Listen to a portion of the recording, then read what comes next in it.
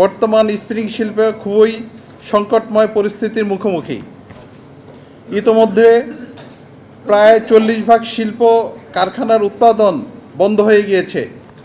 ফলশ্রুতিতে প্রায় লক্ষাধিক শ্রমিক কর্মকর্তা বেকার হয়ে মানবতর জীবনযাপন করছেন। গার্মেন্টসের এক্সপোর্টের উপর দেশীয় সুতা ব্যবহারকারীদের জন্য 10% প্রণোদনা দেওয়ার দাবি জানাচ্ছি এবং সুতা আমদানির ক্ষেত্রে 10% সেফগার্ড ডিউটি প্রয়োগ করার দাবি জানাচ্ছি।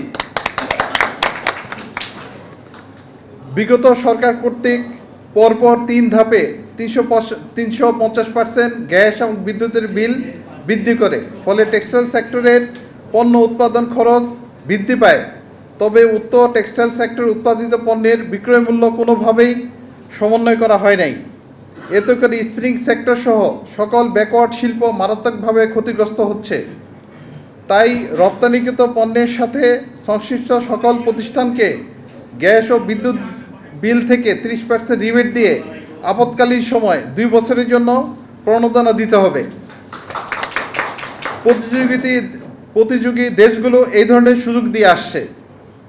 সুতা আমদানির ক্ষেত্রে আমরা বিভিন্ন সময় দেখেছি যে সুতা রপ্তানিকৃত দেশসমূহের সরকার প্রণোদনার কারণে আমাদের দেশের উৎপাদন খরচের চেয়ে কম দামে তারা সুতা রপ্তানি করছে।